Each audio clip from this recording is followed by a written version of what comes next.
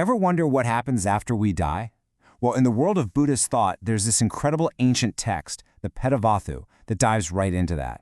It's filled with these fascinating, sometimes chilling stories about what it calls hungry ghosts. And today, we're going to unpack those stories and see what they tell us about a universe where every single action has a consequence. I mean, it's the ultimate question, right? What happens when we're gone? What's next? The Petavatthu doesn't really give you the easy, comforting answers you might be looking for.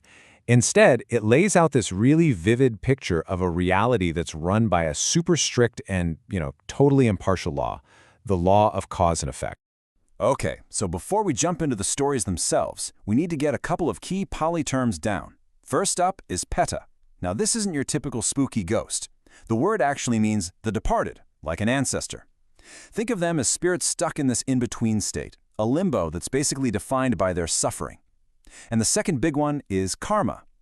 This is the engine that makes this whole universe tick. It's the simple but powerful idea that every single thing you do on purpose, whether it's good or bad, is going to have a result, no exception. All right, so how do we even begin to wrap our heads around the world of these petas? Well, luckily, the text gives us this absolutely brilliant metaphor right from the get-go. It asks us to think about our actions not as just random things that happen, but as something more like planting seeds. Seeds that, sooner or later, are going to grow into something. So here's how it breaks down. First, you've got the field. The text says that the worthy ones, really virtuous people, the monastic community, they are like a perfectly fertile field. Just the best ground you could hope for. So if they're the field, who's the farmer? Well, that's us, the dāka, or the givers. Anyone who does something generous is basically playing the part of the farmer. And what exactly are we planting?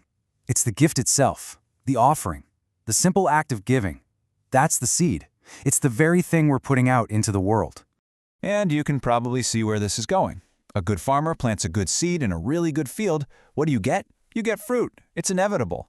In the same way, a generous act aimed at someone worthy is guaranteed to produce a good result for the person who gave it. But, and this is a huge but, what happens when the seeds we're planting are, shall we say, not so great? Well, that's where we meet the petas. And their suffering isn't just some random punishment from the sky. No way. The text lays it out as a direct, almost scientifically precise harvest of all the bad seeds they planted when they were alive. Okay, check this out. This one is fascinating because of how incredibly specific it is.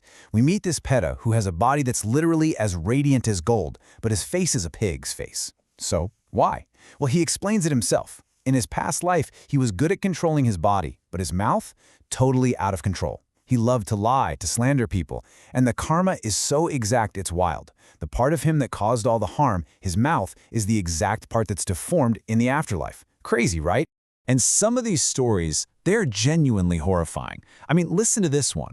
A peta describes her curse. Every single morning, she gives birth to 5 sons, and every single evening, 5 more. And then, driven by this unbearable hunger, she has to eat them. It's just awful. And her crime in her past life, she was so consumed by jealousy of her husband's other wife that she caused her to have an abortion. Her punishment is a direct, terrible mirror of the life she destroyed. Then you've got the story of this wealthy guy, dāna. He was so incredibly stingy that he would literally lock his doors when he ate, just so a beggar couldn't possibly see him and ask for a scrap of food. So what's his fate as a peta? You guessed it, to be constantly afflicted with hunger and thirst. The very thing he denied to others is now the one thing he can never have. So, okay, are these just a bunch of grim, scary stories to keep you up at night? Not at all, actually, because the Petavatthu also offers a way out, a path to relief.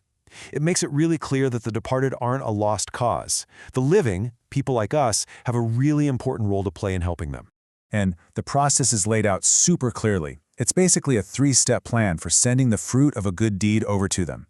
First, you prepare a gift, some food, drink, whatever is appropriate. Second, you give that gift to a fertile field. Remember that metaphor. So you offer it to the sangha, the monastic community.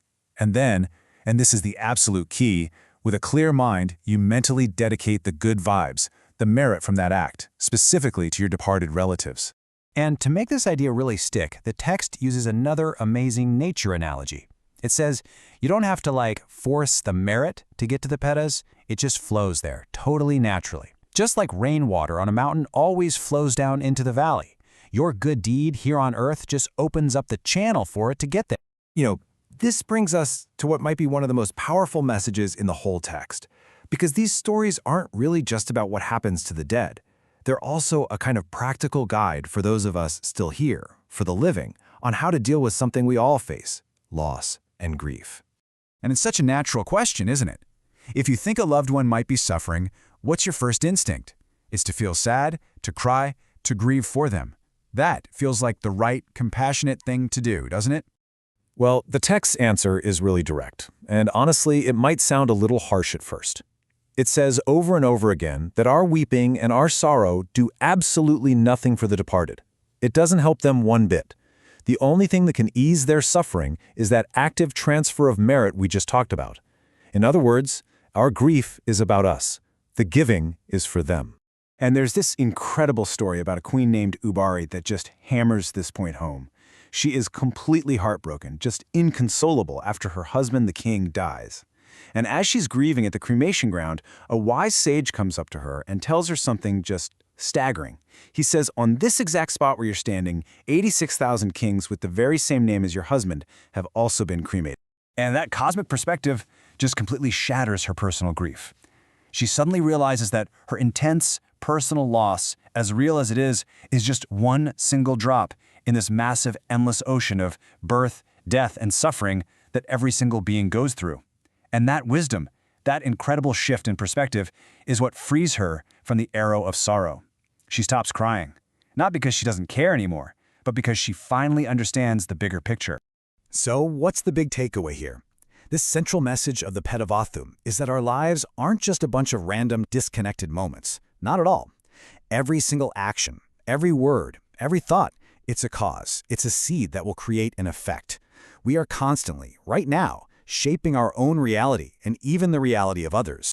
So in the end, these ancient voices from the Petavatthu, they're not just telling us ghost stories. They're really holding up a mirror to our own lives right here, right now. And they're asking us a really simple but profound question. The seeds of your future are being planted with everything you do, say, and think. So what are you going to plant today?